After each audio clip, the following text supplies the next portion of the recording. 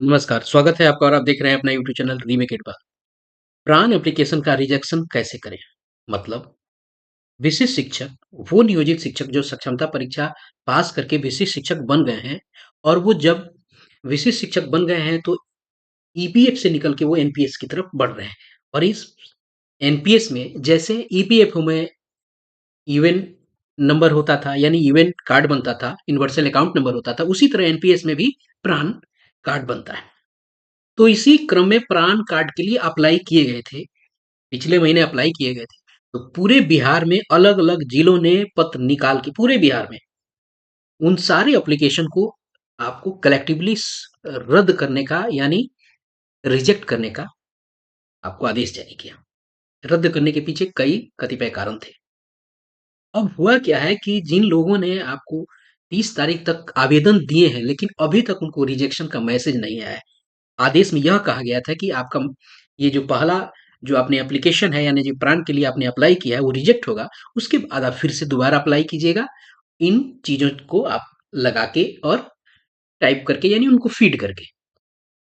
तो अब स्थिति यह है कि अभी तक जो लोग शुरुआत में ही अप्लाई किए थे, उन लोगों तक का भी नहीं आया है। जनवरी के 7-8 में ही लोगों ने अप्लाई किया था, उनका नहीं आया है। शुरुआत के जनवरी में ही जिन लोगों ने किया था, अभी तक बहुत लोगों का भी प्राण एप्लीकेशन रिजेक्ट हुआ है नहीं, उनको मैसेज नहीं आया है। तो भ्रम की स्थिति यह है कि मैसेज नहीं आया तो ये चेक कैसे करें कि हमारा रिजेक्शन हुआ है या नहीं है?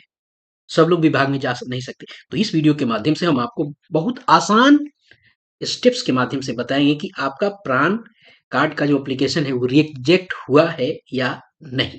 तो आइए इस वीडियो को शुरू करते हैं और देखते हैं कि कैसे है प्रोसेस और क्या है तरीका। बहुत आसान तरीका है।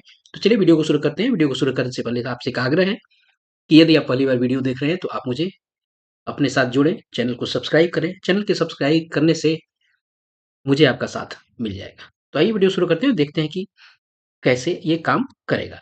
जब हम जब रिजेक्शन की बात करते हैं तो हमें एनएसडीएल की साइट की बात आती है। तो चलिए उस एनएसडीएल साइट पे पहुंचते हैं और देखते हैं कि क्या है और कैसे काम करता है। हमको क्या करना है, अपना गूगल क्रोम ओपन करना है। गूगल क्रोम में ओपन करें और गूगल में जाना है और गूगल में जाके हमको क्या करना है, आपको एनएसडीएल प्राण गूगल में टाइप कर देना है। एनएसडीएल प्राण। तो पहला लिंक जो आएगा यह वाला, आपको इसे आपको क्लिक करना है। तो चलिए इसको क्लिक करते हैं और देखते हैं कि क्या और कैसे काम आपको करता है। क्या इसको क्लिक करने से हमारे पास क्या आता है? जब इसको क्लिक करेंगे, हमारे सामने यह होम पेज खुल के चला आएगा। किसका होम पेज खुल के चला आएगा? एनएसडीएल साइट का। और यहाँ देखिए, देखिएगा यहाँ सफेद में लिखा हुआ है, आपको स्काई ब्लू पे यहाँ लिखा है रजिस्टर नाउ और कंट्रीब्यूट नाउ। तो हमको यहाँ रजिस्टर नाउ पे क्लिक करना है।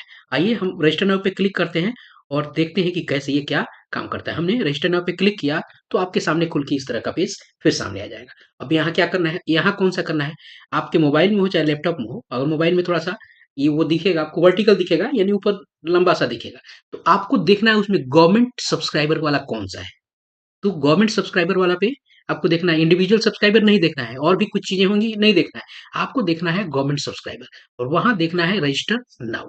इस पे आपको क्लिक करना है। तो चलिए इस पे क्लिक करते हैं और देखते हैं कि इस पे क्लिक करने के बाद हमारे सामने क्या खुल के आता है। इसको जब क्लिक करेंगे तो हमारे सामने इस तरह का एक पेज खुल के आएगा आपके स्क्रीन पे।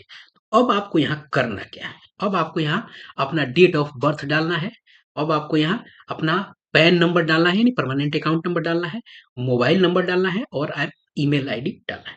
ध्यान रखिएगा मोबाइल नंबर आप वही डालेंगे जो आपने पिछले वाले में अप्लाई केस में डाला था। ईमेल आईडी भी आप वही डालेंगे जो आपने डाला था। और जिस पैन से आपको चेक करना है, जिस पैन नंबर को आपने यहाँ एंट्री किया था, आपको अगर अपना डिटेल डालना है और जिसमें से अप्लाई आपने किया है, जिस इन्फॉर्मेशन से आपने अप्लाई किया है, यूं सारी बातों को मिला के एक बात है कि जिस इन्फॉर्मेशन से आपने अप्लाई किया था वही इन्फॉर्मेशन आपको यहाँ पुट करना है। जैसे आप यहाँ पुट कीजिएगा और यहाँ एक दिया हुआ है, लिखा है बिगिन रजिस्ट्रेशन। यहाँ से जी आप कहें कि ये तो रजिस्ट्रेशन करने का है, तो जी ये रास्ता यही है आसान चीजें को समझने का, यही रास्ता है, सरल रास्ता है। तो आप यहाँ अभी बिगिन रजिस्ट्रेशन कीजिए।